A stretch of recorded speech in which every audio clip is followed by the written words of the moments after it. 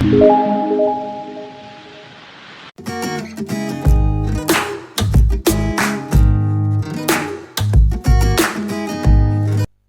Students, welcome to your own channel self study Adda with Avinash. आज हम start कर रहे हैं अपने साइंस के क्विक रिवीजन सीरीज की, जिसमें हम आज करने वाले हैं केमिस्ट्री के चैप्टर 2 को, जिसका नाम है एसिड बेसेस एंड सॉल्ट्स। ये इस सीरीज की दूसरी वीडियो है।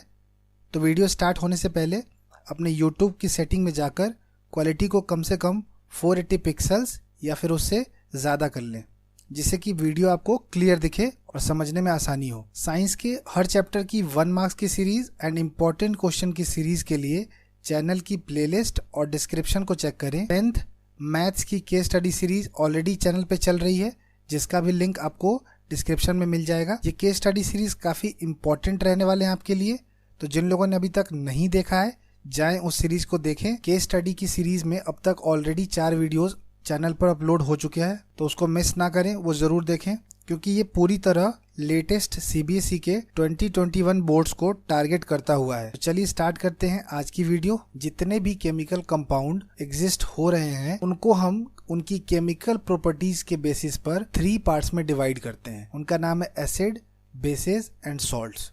अब सवाल ये उठता है कि कंपाउंड होता क्या है। कंपाउंड एक ऐसा केमिकल सब्सटेंस है जो 2 या 2 से अधिक एलिमेंट से मिलकर बना हुआ है, और ये जो 2 एलिमेंट्स या 2 से अधिक एलिमेंट्स हैं ये आपस में जुड़े हुए हैं किसी केमिकल बॉन्ड के साथ। ऐसा कोई केमिकल सब्सटेंस होगा तो हम उसे बोलेंगे कंपाउंड। और इन कंपाउंड्स को हम उनकी केमिकल प्रॉपर्टीज पे डिवाइड कर देते हैं 3 पार्ट्स में, जो कि है acid, basis and salt. In compounds के अंदर कुछ केमिकल प्रॉपर्टीज होती हैं जो उनकी खुद की होती है। हर एक कंपाउंड का अपना खुद का एक केमिकल प्रॉपर्टीज होता है, और इन्हीं केमिकल प्रॉपर्टीज से हम एक कंपाउंड से दूसरे कंपाउंड के अंतर को समझ पाते हैं। ये जितने भी केमिकल कंपाउंड पाए जाते हैं इन सब की अपनी खुद की केमिकल प्रॉपर्टी होती है जो इन्हें एक दूसरे से अलग करती है। तो केमिकल प्रॉपर्टीज के वजह से सारे कंपाउंड्स अलग अलग पाए जाते हैं और इनका कुछ न कुछ इंडिविजुअल आइडेंटिटी होता है। इस पूरे चैप्टर को क्विकली रिवाइज करने के लिए मैंने 11 पार्ट्स में डिवाइड कर दिया है। इन 11 पार्ट्स में से कुछ पार्ट्स के तो सब पार्ट्स भी हैं, इसलिए इस वीडियो को पूरा कंप्लीट देखें, जिससे कि आपको इस पूरे चैप्टर की बहुत ही बेहतर अंडरस्टैंडिंग मिल जाएगी।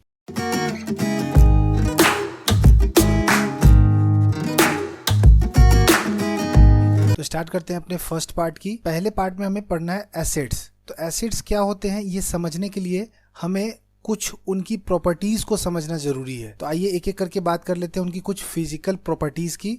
तो फर्स्ट प्रॉपर्टी एसिड की होती है कि दे आर सार इन टेस्ट। टेस्ट में वो खट्टे होते हैं। दूसरी प्रॉपर्टी है turns blue litmus to red. अगर हम लिटमस पेपर उसमें डिप कर दे एसिड के अंदर तो ब्लू लिटमस को वो रेड लिटमस में चेंज कर देगा। तीसरी प्रॉपर्टी है कि it will give H+ ion in aqueous solution, यानी कि अगर हम एक्वस सॉल्यूशन के अंदर एसिड को रखेंगे तो वो H+ आयन रिलीज करेगा। तो एक्वस सॉल्यूशन क्या होता है? ये कुछ टर्म्स होते हैं केमिस्ट्री में जिनको समझना जरूरी है, क्योंकि ये बार बार आते रहेंगे आपके सामने। एक्वस सॉल्यूशन क्या होता है? Solution in which water is solvent. ऐसा सॉल्यूशन जिसमें वाटर जो हो वो सॉल्वेंट हो। अब जैसा कि हमें पता है कि सॉल्यूशन के 2 पार्ट्स होते हैं, एक होता है सॉल्यूट और दूसरा होता है सॉल्वेंट। सॉल्यूट वो सॉल्यूशन का पार्ट होता है जो सॉल्वेंट में मिलाया जाता है, और सॉल्वेंट वो हिस्सा है जिसमें मिलाया जाता है। यानी एग्जाम्पल के तौर पे अगर हमने वाटर लिया और उसके अंदर हम सॉल्ट को डिसॉल्व करा रहे हैं, तो जो सॉल्ट होगा ये क्या हो जाएगा? हमारा सॉल्यूट होगा। और किस में डिसॉल्व कराया गया? तो वो है वाटर। तो वाटर हमारा क्या हो जाएगा? सॉल्वेंट हो जाएगा। तो एक ऐसा सॉल्यूशन जिसमें सॉल्वेंट जो हो वो वाटर हो उसको हम बोलते हैं एक्वस सॉल्यूशन। एग्जाम्पल के तौर पे हम बात कर ले NaCl प्लस वाटर। NaCl क्या होता है? सोडियम क्लोराइड, यानी कि कॉमन सॉल्ट। इसको जब हम मिक्स करेंगे तो इनके आयंस ब्रेक हो जाएंगे Na+ और Cl- में। तो इसके 2 अलग अलग आयन फॉर्म हो जाएंगे, Na+ और दूसरा होगा Cl-। अब बढ़ते हैं 4th पॉइंट की तरफ। Aqueous solution of acids conduct electricity. अब एक्वस सॉल्यूशन होता क्या है ये हमें ऑलरेडी पता चल चुका है। तो उसमें चूंकि फ्री आयंस मौजूद होते हैं, इसीलिए एक्वस सॉल्यूशन जो है एसिड का वो इलेक्ट्रिसिटी कंडक्ट करता है। कई बार ये सवाल पूछ भी लिया जाता है एग्जाम में कि aqueous solution of acid conduct electricity और नॉट, तो ये स्टेटमेंट ट्रू है। असर्शन और रीजनिंग में भी ये सवाल आ सकता है। अब हम बात कर लेते हैं इसके कुछ एग्जाम्पल्स की। अगर आप रियल लाइफ एग्जाम्पल्स की बात करें तो वो आपको कई सारे किचन में ही मिल जाएंगे, जैसे कि लेमन हो गया, हमारा विनेगर हो गया, ये सारे क्या एसिड ही हैं। लेकिन हमें यहाँ इस चैप्टर में जो लेबोरेटरी बेस्ड 3 एसिड पढ़ने हैं वो हैं हाइड्रोक्लोरिक एसिड, इसका शॉर्ट फॉर्म क्या होता है, जिसका सिंबल होता है HCl। दूसरा है हमारा सल्फ्यूरिक एसिड, जिसका फॉर्मूला होता है H2SO4। और तीसरा जो है एसिड हमारे पास वो है नाइट्रिक एसिड, जिसका फॉर्मूला होता है HNO3। ये साथ के साथ आप याद भी करते चलेंगे, क्योंकि पूरे चैप्टर में हमें इन एसिड्स के अलग अलग रिएक्शंस भी पढ़ने हैं, तो वहाँ काफ़ी हेल्पफुल रहने वाला है।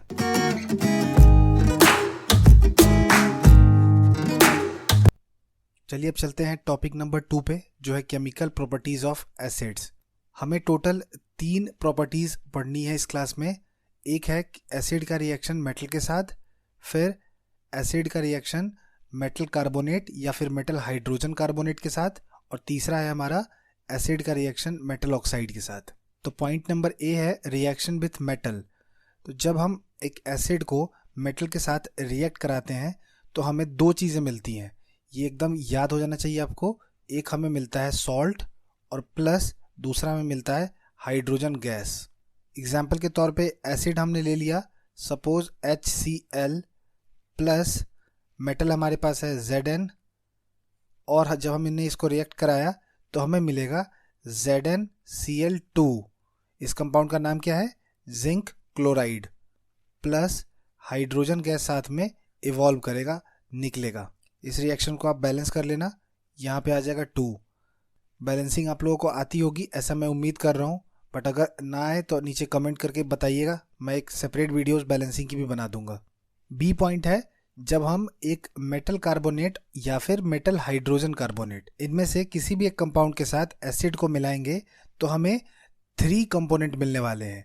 वो क्या क्या है, इसको आप लोग अभी से ही याद कर लेंगे। सॉल्ट प्लस कार्बन डाइऑक्साइड मिलने वाला है, और साथ में हमें मिलेगा वाटर विच इज़ H2O। अब हम एग्जाम्पल में एक एक करके दोनों के साथ देखने वाले हैं, यानी कि मेटल कार्बोनेट के साथ भी और मेटल हाइड्रोजन कार्बोनेट के साथ भी। तो सबसे पहले आपको क्या लेना है, कोई भी आप मेटल कार्बोनेट ले लो। तो मैंने यहाँ पे ले लिया सोडियम कार्बोनेट। इसका नाम साथ के साथ ही आप लोग ध्यान में रखते चलेंगे कि इसका नाम है सोडियम कार्बोनेट। जब आपने इसके साथ एसिड को मिलाया, एसिड के तौर पे मैंने ले लिया है HCl, हाइड्रोक्लोरिक एसिड लिया है मैंने, तो सॉल्ट जो हमारा बनने वाला है वो यहाँ बनेगा NaCl, सोडियम क्लोराइड बनेगा, प्लस चूँकि फॉर्मूले में था ही हमारा CO2, तो CO2 तो आएगा ही, और साथ में हमारा वाटर भी इसमें बाई प्रोडक्ट के तौर पे निकलेगा। एक और एग्जांपल देखते हैं जिसमें हम लोग लेने वाले हैं मेटल हाइड्रोजन कार्बोनेट। तो एग्जांपल के तौर पे मैंने यहाँ पर लिया है NaHCO3। ये क्या होता है, सोडियम हाइड्रोजन कार्बोनेट, और प्लस साथ में कोई एसिड लेना था तो मैंने यहाँ पे लिया है HCl। और जब ये दोनों रिएक्ट करने वाले हैं तो ये फॉर्म करेंगे वही 3 सब्सटेंस फॉर्मूले के अकॉर्डिंग। पहला तो होगा सॉल्ट, और यहाँ पे जो सॉल्ट है उसका नाम है sodium chloride, plus carbon dioxide तो हमें मिलता ही है, और साथ ही साथ हमें वाटर भी मिलेगा। थर्ड रिएक्शन की बात करें तो अब यहाँ पे हम मेटल ऑक्साइड पे एसिड का रिएक्शन करवाने वाले हैं। तो हमें यहाँ पे क्या मिलेगा, तो यहाँ पे हमें 2 चीज़ें मिलेंगी। एक तो सॉल्ट जो कि हर जगह मिलता आ रहा है, साथ में हमें मिल जाएगा वाटर। कोई एक एग्जाम्पल भी देख लेते हैं। तो मेटल ऑक्साइड के लिए मैंने लिया यहाँ पे CuO। इस कंपाउंड का नाम क्या है, कॉपर ऑक्साइड। जिन बच्चों को कंपाउंड लिखने में काफ़ी दिक्कत आती है वो भी साथ साथ ध्यान देते रहेंगे तो उनका फंडा क्लियर होता चला जाएगा। प्लस एसिड, तो एसिड हमने लिया है HCl, हाइड्रोक्लोरिक एसिड, और ये फॉर्म कर देगा हमारा CuCl2। इस कंपाउंड का नाम क्या हुआ, कॉपर क्लोराइड, प्लस साथ में हमें मिल जाएगा वाटर यानी कि H2O। वापस से इस रिएक्शन को आप लोग बैलेंस कर लेना। तो ये रहे टोटल हमारे पास 3 केमिकल प्रॉपर्टीज एसिड के, जिसमें हमने देखा मेटल के साथ रिएक्शन तो क्या बनाया, सॉल्ट और हाइड्रोजन गैस। दूसरा हमने देखा जब एसिड को हम डालेंगे मेटल कार्बोनेट या फिर मेटल हाइड्रोजन कार्बोनेट पर तो ये बनाएगा सॉल्ट, CO2 और वाटर। और तीसरा हमने किया है मेटल ऑक्साइड के साथ एसिड का रिएक्शन, तो उस समय इसने फॉर्म किया सॉल्ट और वाटर। तो ये जो फॉर्मूला है ये बेसिकली आपके टिप्स पे होना चाहिए प्रॉपरली।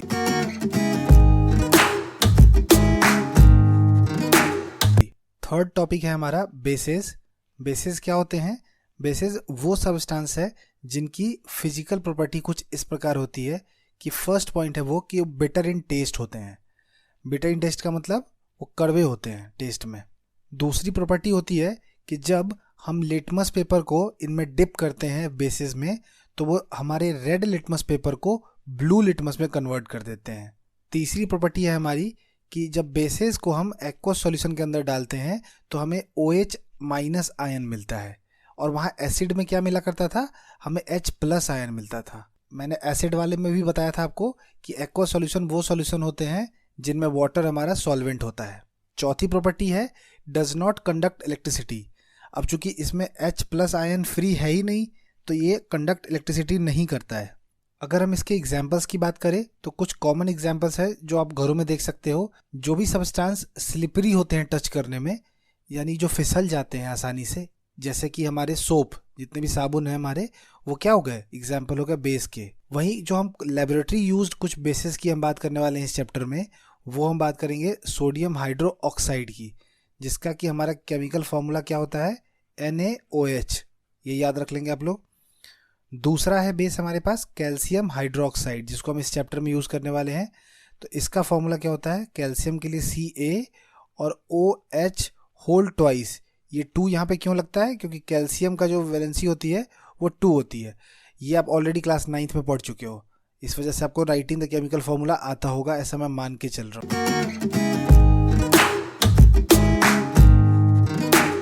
नेक्स्ट अब हम बढ़ते हैं फोर्थ टॉपिक की तरफ, जो है केमिकल प्रॉपर्टीज ऑफ बेसेस। तो यहाँ हमें 2 ही प्रॉपर्टी पढ़नी है। जैसे कि हमने एसिड के केमिकल प्रॉपर्टी में हमने 3 रिएक्शंस पढ़े थे, यहाँ पे हमें 2 ही रिएक्शन पढ़ना है। पहला रिएक्शन क्या है? Reaction of bases with metals, यानी कि जब हम मेटल और बेस को रिएक्ट कराएंगे तो हमें क्या मिलने वाला है? तो हमें यहाँ पे 2 चीज़ें मिलने वाली हैं। जैसे पहला है हमें सॉल्ट मिलेगा प्लस हाइड्रोजन गैस लिबरेट होगा यहाँ से। अगर मैं एक एग्जांपल की बात करूँ तो मेटल ले लेते हैं हम जिंक प्लस बेस। तो बेस हमें लेना है तो कोई भी बेस ले लो आप। मैं ले रहा हूँ यहाँ पे सोडियम हाइड्रो ऑक्साइड। जब मैं इसका रिएक्शन कराऊंगा तो ये बनने वाला है हमारा सोडियम जिंकेट। अब ये एक नया टर्म आया है तो इसको आप लोग ज़्यादा कॉशियस होकर ध्यान में रख लेंगे। तो इसका फॉर्मूला होता है Na2ZnO2। इसका नाम हो गया सोडियम जिंकेट, प्लस साथ में हमें हाइड्रोजन गैस लिबरेट होता हुआ दिख जाएगा। वही मैं बेस के दूसरे रिएक्शन की बात करूं तो इस बार हम रिएक्शन कराने वाले हैं एसिडिक ऑक्साइड के साथ। तो एसिडिक ऑक्साइड और बेस को मिलाने पे भी हमें 2 चीज़ें ही मिलती हैं। पहला है सॉल्ट और दूसरा है हमें वाटर। एग्जाम्पल देखिए तो हम कोई एसिडिक ऑक्साइड ले लेते हैं। तो मैंने एग्जाम्पल के लिए यहाँ पे CO2 ले लिया है। ये कार्बन डाइऑक्साइड है, इसको एसिडिक ऑक्साइड भी बोलेंगे। प्लस साथ में मैंने एक बेस लिया है कैल्शियम हाइड्रोक्साइड, जिसका फॉर्मूला मैंने जस्ट अभी आपको ऊपर बताया था। तो इसका नाम हो गया कैल्शियम हाइड्रोक्साइड। ये रिएक्ट करके फॉर्म करने वाले हैं सॉल्ट। तो यहाँ जो सॉल्ट बनता है उसका नाम है कैल्शियम कार्बोनेट, प्लस साथ में हमें मिल जाता है वाटर यानी कि H2O। और इस कंपाउंड का नाम भी लिख लेते हैं हम लोग कैल्शियम कार्बोनेट CaCO3।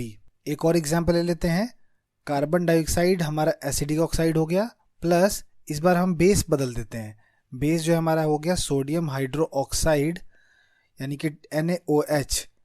तो जब हम इसका रिएक्शन कराने वाले हैं तो ये हमें बनाकर देगा सोडियम कार्बोनेट और वाटर देगा। तो ये क्या हो गया Na2CO3। इस कंपाउंड का नाम हो गया सोडियम कार्बोनेट। ये क्या है? बेसिकली सॉल्ट है, प्लस साथ में हमें मिल जाएगा वाटर H2O। अब यहाँ पे हमें एक इम्पॉर्टेंट टिप याद रखना है कि नॉन मेटेलिक ऑक्साइड्स जो होते हैं वो किस नेचर के होते हैं। कई बार आपसे MCQs में भी पूछ लिया जाता है। तो नॉन मेटेलिक ऑक्साइड्स जो होते हैं वो एसिडिक इन नेचर होते हैं, जबकि वहीं पे मेटेलिक ऑक्साइड्स की बात करें तो मेटेलिक ऑक्साइड जो होते हैं वो हमारे बेसिक नेचर के होते हैं।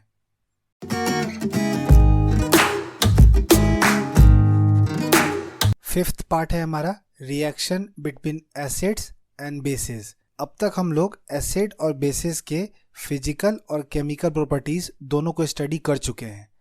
तो अब हमें ये समझना है कि अगर हम एसिड और बेसिस दोनों को एक साथ मिक्स कर देते हैं तो क्या होता है उनके बीच में।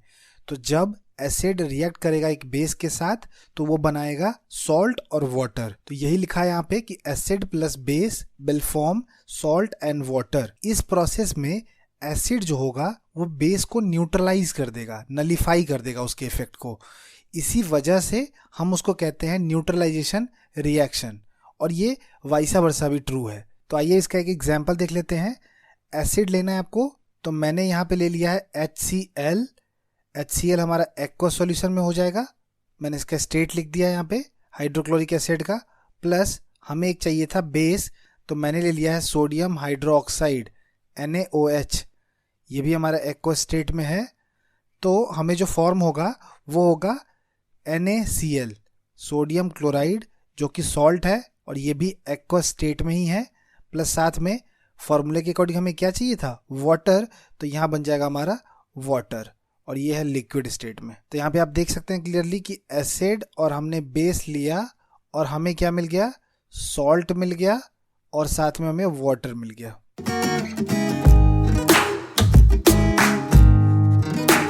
सिक्स्थ टॉपिक है हमारा डाइल्यूटिंग एन एसिड और बेस। जब हम एसिड में वाटर को मिक्स कर देते हैं या फिर बेस में वाटर को मिक्स कर देते हैं तो हम इस प्रोसेस को बोलते हैं डाइल्यूशन। तो फर्स्ट केस में हमने लिया है एसिड प्लस वाटर।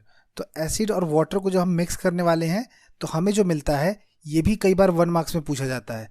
तो हमें क्या मिलता है, तो हमें एक आयन मिलता है जिसका नाम है hydronium ion. Hydronium ion represent होता है H3O+ के साथ। तो आप ये रिप्रेजेंटेशन भी इसका याद रखेंगे। अब इसका हम एक एग्जांपल देख लेते हैं। तो एसिड के लिए हमने ले लिया यहाँ पे HCl प्लस इसमें हमने मिला दिया पानी यानी कि H2O। तो हमें जो रिएक्शन फॉर्म होकर के आया वो आया हाइड्रोनियम आयन यानी कि H3O+, और प्लस साथ में आ गया क्लोरीन का आयन यानी कि Cl-। तो हाइड्रोक्लोरिक एसिड को जो हमने डाइल्यूट किया तो उसका क्लोरीन जो था वो भी आयन बन के सेपरेट हो गया, और जबकि जो हाइड्रोजन था वो बन गया हाइड्रोनियम आयन। अब हम लोग बेस में वाटर मिक्स कर रहे हैं, उसको डाइल्यूट करना चाहते हैं। तो बेस और वाटर को जब हम मिक्स करेंगे तो हमें जो आयन मिलने वाला है उसका नाम है हाइड्रो ऑक्साइड आयन। इस आयन को हम रिप्रेजेंट करते हैं OH- सिंबल के साथ। इसका भी एक एग्जाम्पल ले लेते हैं। तो बेस के तौर पे मैंने यहाँ ले लिया है सोडियम हाइड्रोक्साइड NaOH प्लस साथ में मैंने लिया यहाँ पे वाटर जो कि है H2O। तो जब ये दोनों मिक्स हो जाएंगे तो ये क्या करेंगे, सोडियम के आयन को अलग कर देंगे और हाइड्रोक्साइड आयन को अलग कर देंगे यानी कि Na+ और साथ में मिल जाएगा OH- आयंस। अगला पॉइंट कई बार MCQ पॉइंट ऑफ व्यू से काफ़ी इंपॉर्टेंट हो जाता है कि डाइल्यूशन कैसा रिएक्शन होता है।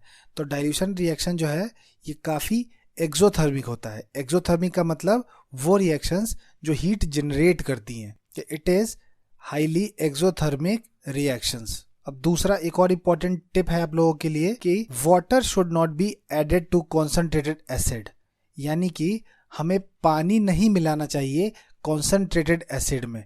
कॉन्सेंट्रेटेड एसिड का क्या मतलब हुआ कि कॉन्सेंट्रेशन ऑफ वाटर इसमें बहुत ही ज़्यादा कम होगा। तो जब हमें कॉन्सेंट्रेटेड एसिड को डाइल्यूट करना होगा, और डाइल्यूट का मतलब क्या है कि जब हमें उसमें पानी को मिक्स करना होगा, तो यहाँ पे कई बार डायग्राम बना हुआ क्वेश्चन भी आ जाता है कि इनमें से कौन सा प्रोसेस सही है। तो एक तरफ हमने क्या किया है, तो हमें कॉन्सेंट्रेटेड एसिड में वाटर नहीं मिलाना चाहिए। क्यों? इसका रीज़न है क्योंकि जब हम ऐसा कर रहे होंगे तो बहुत ही इनॉर्मस हीट जनरेट होगा, और इस हीट जनरेट होने की वजह से इस मिक्सचर में से कुछ छींटे स्प्लैश आउट हो जाएंगे हमारे स्किन के ऊपर और हमें बर्न कर सकते हैं हमारे स्किन को। तो कई बार इस टॉपिक से पिक्चर्स के फॉर्म में भी आपसे पूछ लेता है कि कौन सा ऑपरेशन सही हो रहा है। जैसे मैंने आपको A ऑपरेशन दिखाया है और दूसरा हमने आपको बी ऑपरेशन होता हुआ दिखाया है। इस दोनों में से कौन सी प्रैक्टिस सही है? तो आपको वाटर को नहीं मिलाना है एसिड के अंदर, तो ये वाला तो गलत है, और आपको वाटर में एसिड मिलाना है। तो सही प्रैक्टिस कौन सा है?